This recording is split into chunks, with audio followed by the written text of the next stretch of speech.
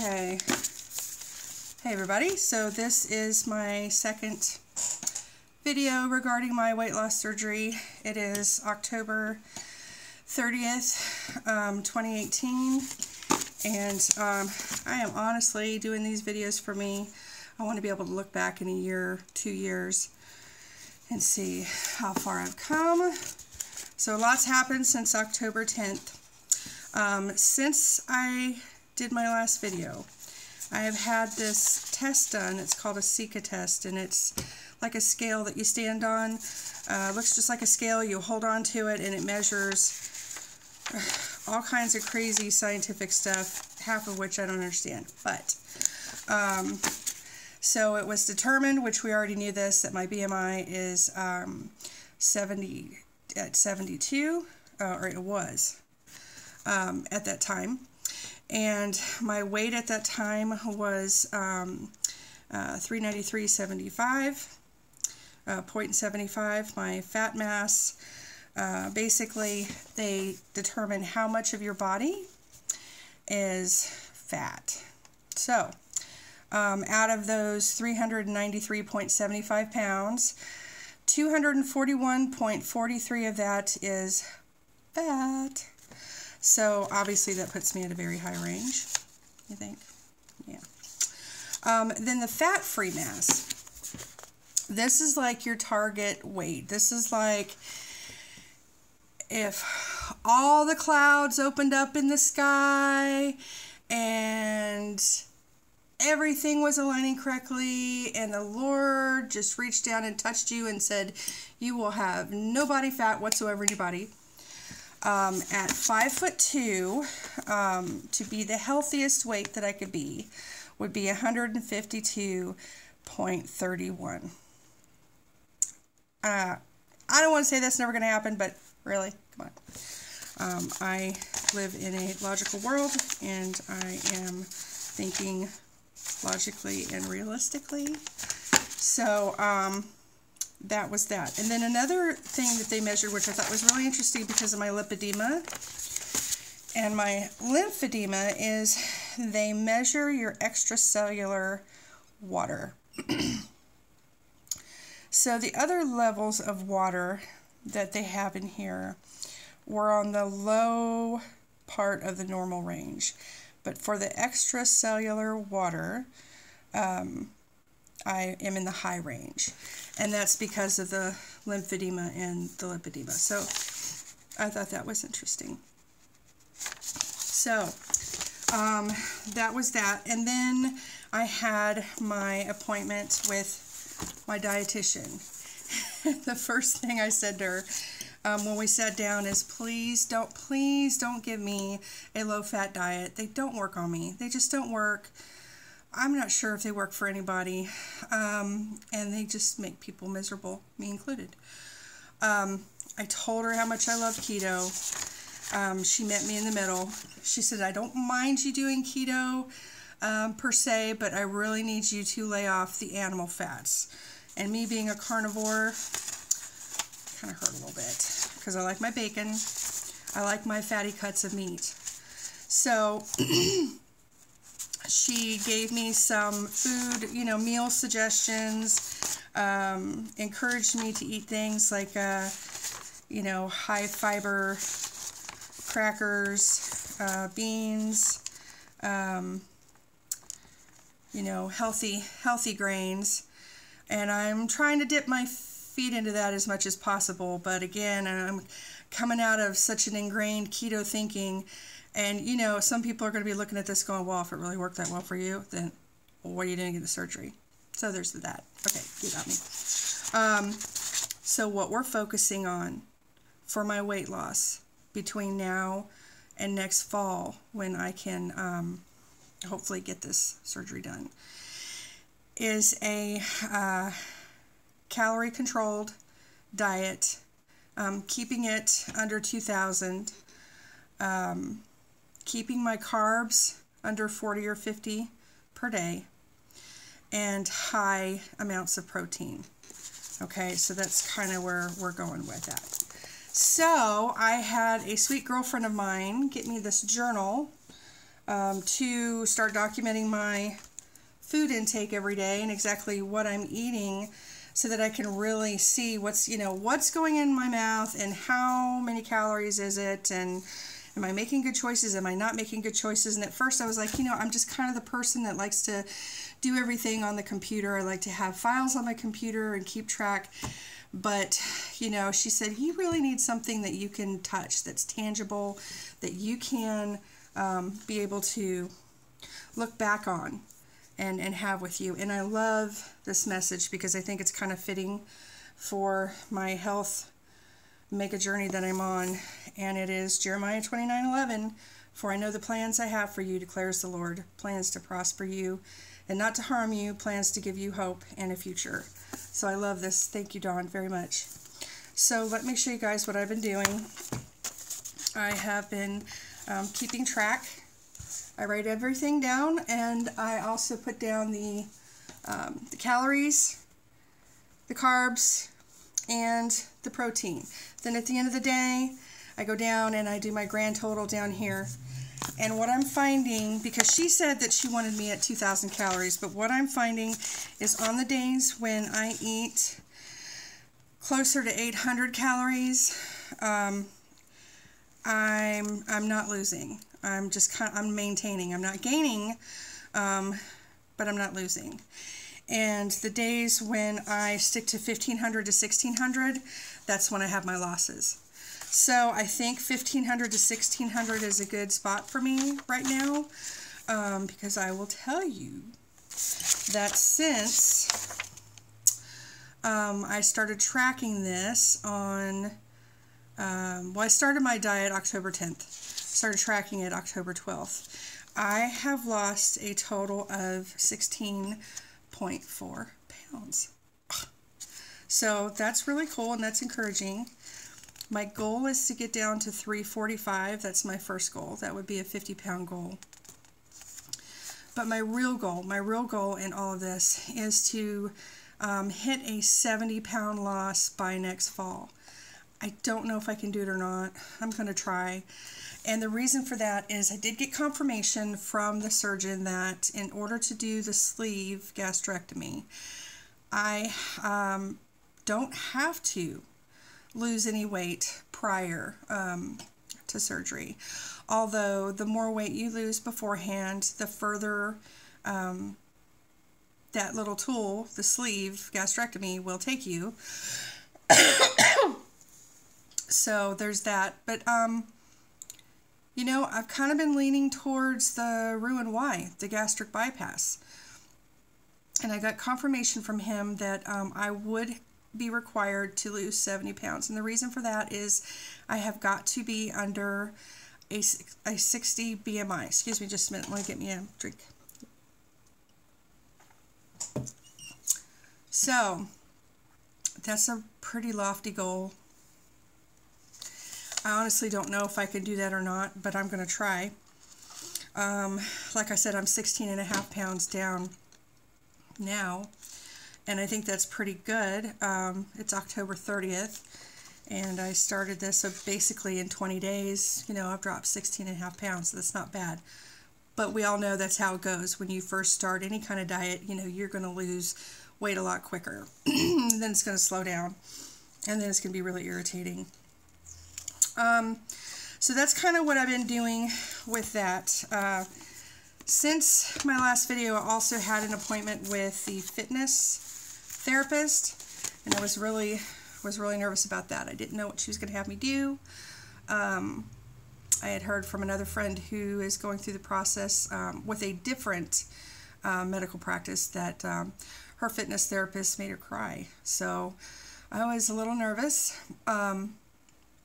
But really, it was an hour visit, and what she did was we just talked. We talked about my diet, what I'm eating, my habits, my lack of physical activity, and the reasons, the fact that, I'm dragging around tree trunks, and the fact that it makes me very lazy. I have a lot of pain in my body, and and just, you know, a feeling of hopelessness, like, you know, I can't really do it.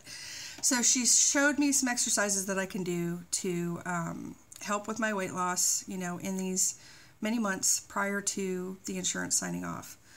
And again, I don't know if I can make the 70-pound goal, but even 50 or 60 pounds before surgery is just going to get me that much farther after surgery. So that's what I'm working towards. I really don't know at this point if I want the sleeve or the bypass. I don't know. I keep going back and forth. The sleeve is obviously it's going to be less drastic. I mean, you know, it's drastic enough as it is, but it's literally removing 2/3 of your stomach. But then that's it. There's no rerouting of your pipes or anything like that. With the gastric bypass, it is a bypass. So there's some bypassing of, you know, a portion of your intestines and that sort of thing.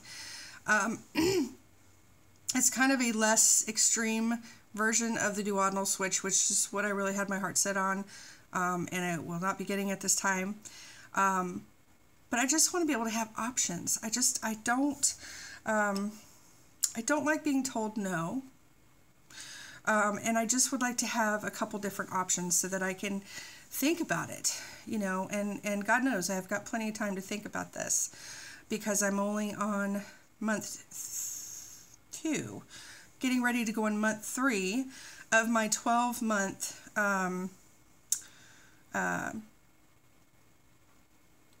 rule policy according to my insurance company. Something else to consider too is there has been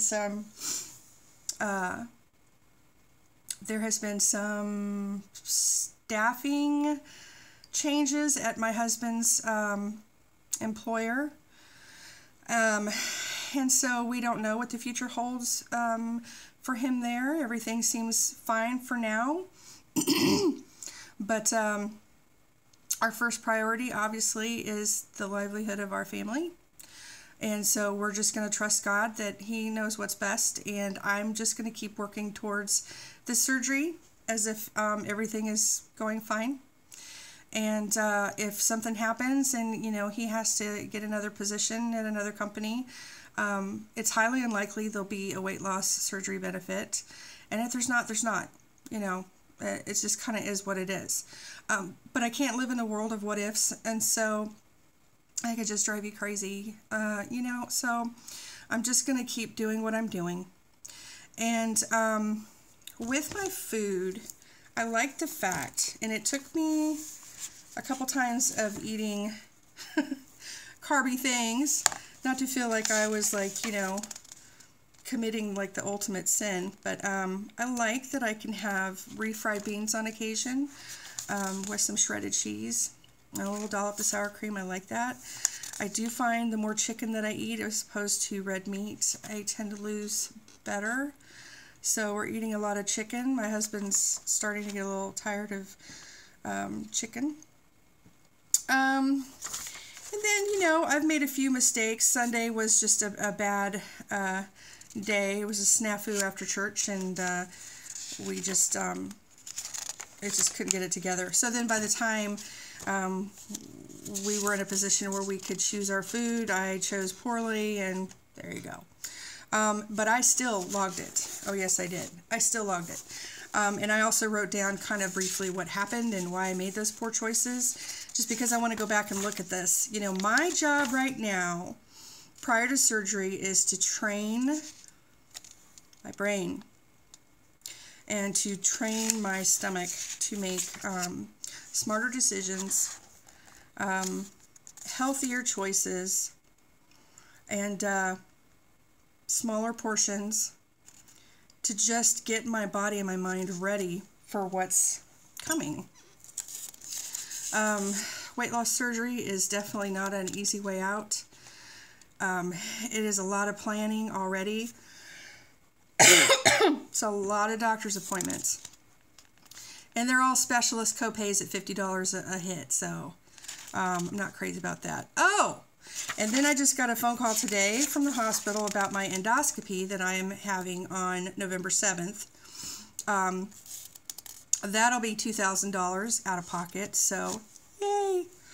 Thankfully, they'll take payments, and once I got over my shock and awe, and she assured me that I didn't have to make any payments that day. I said, well, I'll just have to see what we can do.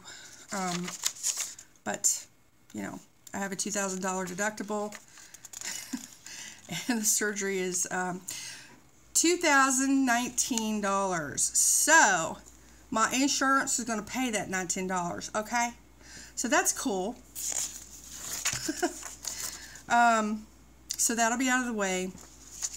He's just going to look in my stomach. I guess he's just going to make sure that there's nothing going on in my stomach, that I don't have anything scary going on in there that would warrant him saying no to the surgery.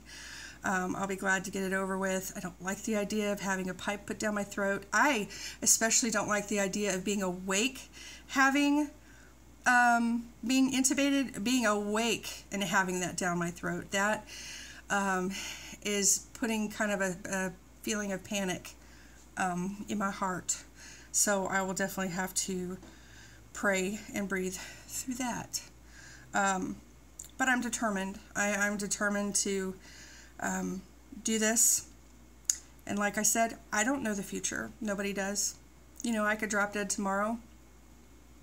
We could all be raptured tomorrow.